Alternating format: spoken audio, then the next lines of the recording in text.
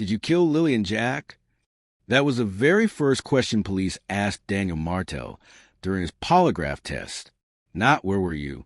Not what did you see? But did you murder them?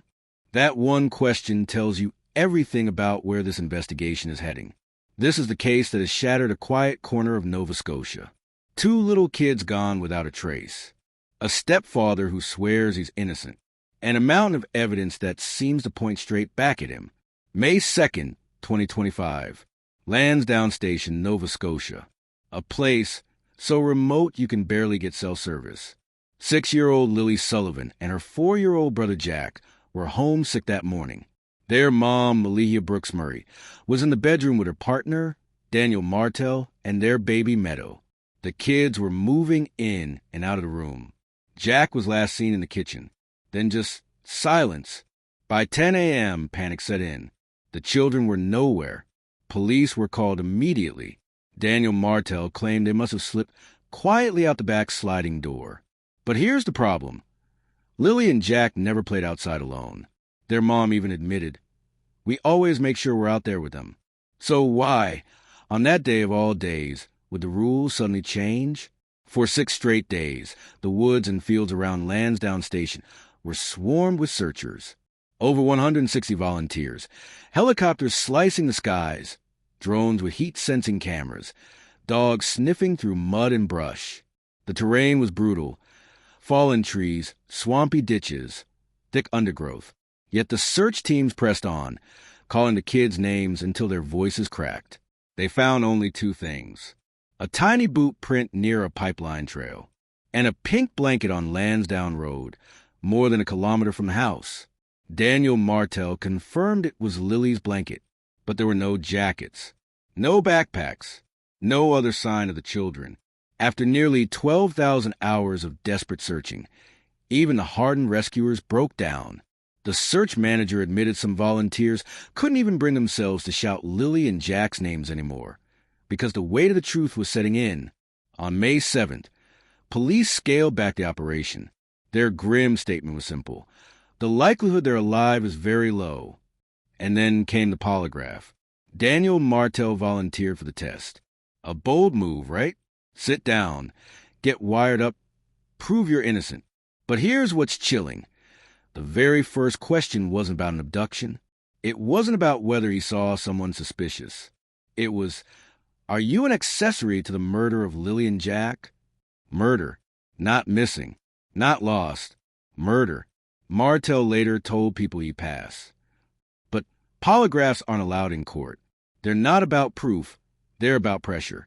They're designed to rattle suspects, to see how their body reacts when the words murder and your kids are in the same sentence. And the fact that investigators use that wording tells you something. They believe these children are dead. Then the family drama exploded. Just days after her children vanished, Malihia, their mother, blocked Daniel Martell on social media. She packed up and went to stay with her family. She cut him off completely. Why walk away from your partner in the middle of your worst nightmare? Was it blame? Was it guilt? Or did she see something we don't know about? Neighbors reported tension in the house even before the disappearance. After the kids went missing, Daniel went online pleading, "Stop attacking their mother." But the cracks were already showing.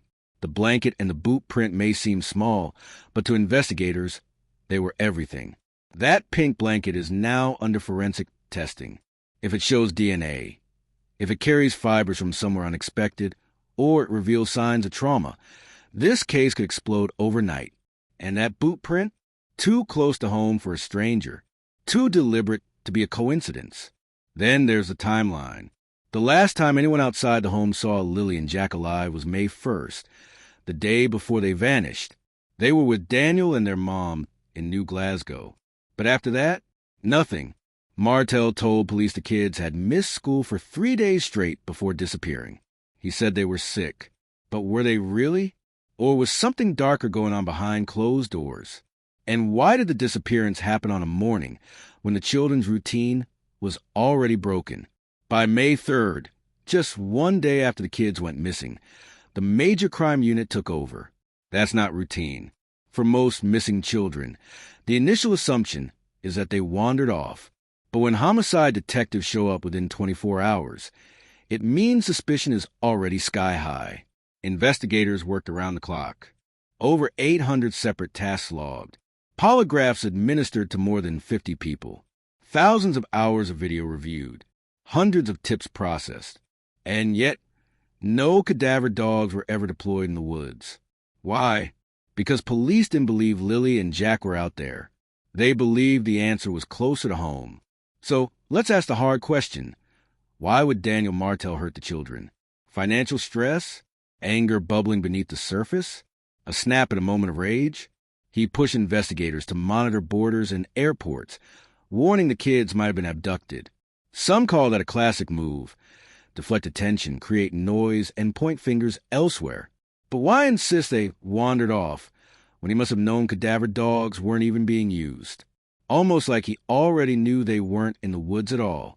The case shook the entire community. Vigils were held. Dozens gathered with candles, stuffed animals, handwritten notes for Lilly and Jack. People sobbed openly, strangers holding each other.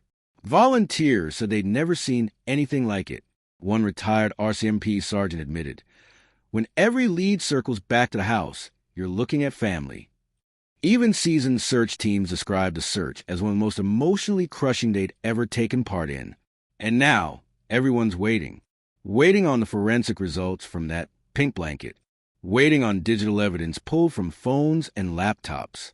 Waiting on a confession or a mistake or a new lead. A $150,000 reward has been posted for any information leading to answers. Families cling to hope. But behind the scenes, investigators are preparing for the worst. So, did Daniel Martell snap? Was it a tragic accident he tried to cover up? Or is he an innocent man trapped in a nightmare he can't escape? This case isn't over. The next update could break it wide open.